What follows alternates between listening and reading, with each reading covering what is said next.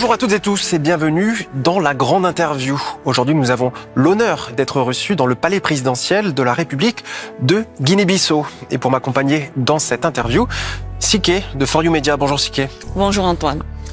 Et donc ensemble, nous allons adresser nos questions au président de la République de Guinée-Bissau, le général Sissoko Embalo. Monsieur le Président, bonjour. Bonjour. Pour commencer, est-ce que vous pouvez, en quelques mots, nous présenter votre pays, la Guinée-Bissau? Très bien. Guinée-Bissau, c'est un pays qui est situé aux côtes ouest africaines. Et nous sommes un pays lusophone. On a été colonisé par les Portugais. C'est un pays avec 36 125 km². On a une partie continentale et une partie insulaire. Voilà. C'est ça la Guinée-Bissau. Très bien. Nos formes d'État, c'est la République. Voilà.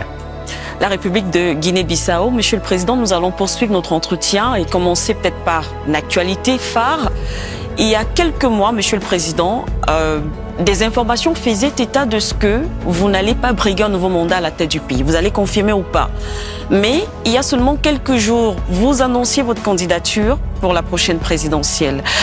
Qu'est-ce qui a motivé cette décision? Pourquoi ce changement?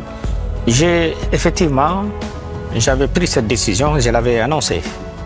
Quand je l'ai annoncée, j'étais ferme dessus. Mais tenant en considération où j'ai ramené ces pays, où on se trouve aujourd'hui, j'ai reconsidéré ma position pour le bien du pays. Parce qu'aujourd'hui, il faut former une nouvelle génération de classes politiques, Oui. de politiciens en Guinée-Bissau. On doit le faire.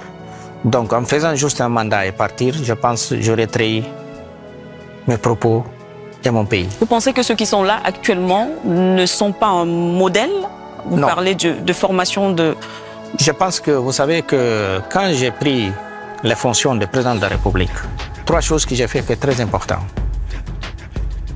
On a fini avec un État qui était quasiment par terre et on s'est parlé qu'ici des communautés internationales. Mais moi, je pense que je me disais de mes propos, quand j'ai regardé derrière, je trouve que, ah non, ils ne sont pas en mesure de diriger ces pays-là. Et ces pays, on doit d'abord patienter et créer une nouvelle classe politique.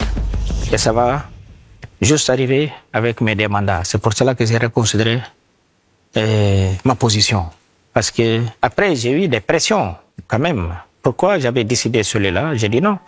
J'avais décidé parce que j'avais envisagé de faire quelque chose de l'autre.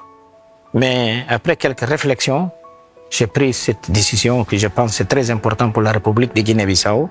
Parce que surtout les choses qu'on a fait en Guinée-Bissau à l'époque, tout le monde parlait d'un État en panne. Une République en panne, un pays en panne. Mais là, on a ramené la Guinée-Bissau en concert des nations. Aujourd'hui, on a dit que non. Pas de petits États, il n'y a que des États. On peut être des petits pays, mais pas des petits États. Voilà. Mais et justement, Monsieur le Président, on voit cette assurance. D'ailleurs, lorsqu'on vous écoute, il y a cette assurance, cette confiance.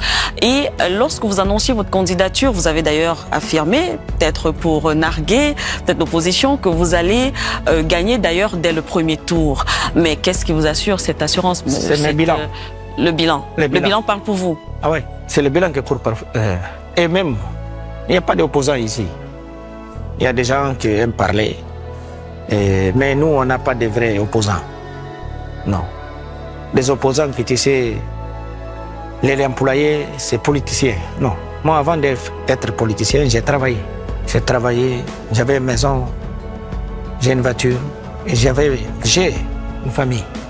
Mais il y a beaucoup de gens, si tu la lèves, ici en Guinée-Bissau, chaque fois que tu vires un ministre pour la corruption, il va créer un parti. Donc ça, ce n'est pas des gens avec la conviction. Voilà. J'aimerais revenir, alors c'est lié également à l'actualité électorale, avec cette mission de la CEDEAO qui a été dépêchée en Guinée-Bissau, c'était la semaine dernière, enfin à partir du 21 février, pour, je cite, parvenir à un consensus sur l'organisation d'élections législatives et présidentielles. Ils ont dû partir précipitamment du pays. Pour quelles raisons? Comment ça s'est déroulé? Moi, je pense que c'était une mission qui a commis une grande erreur. Tu ne peux pas avoir un feu de route et sortir de ce feu de route. C'est comme une voiture. Quand tu sors d'envoi, tu vas cogner. Mais Guinée-Bissau, c'est pas un pays. Nous sommes un pays souverain. Et la commission de la CEDEAO, c'est pas souverain. C'est nous les États qui prennent la décision. Donc Guinée-Bissau, c'est un pays souverain. Mais le CEDEAO n'est pas souverain. Et alors cette commission, qui a décidé d'envoyer cette mission en Guinée-Bissau?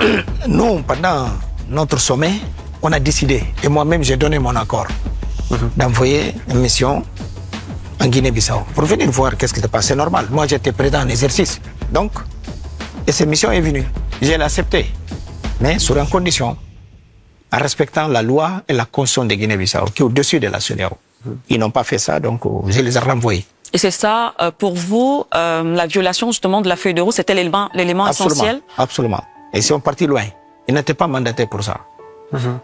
D'accord. Et aujourd'hui, Monsieur le Président, on a vu quand même une CEDEAO qui a sanctionné certains États qui ne respectaient pas plus ou moins, eux, leur façon, peut-être leur vision ou leurs recommandations.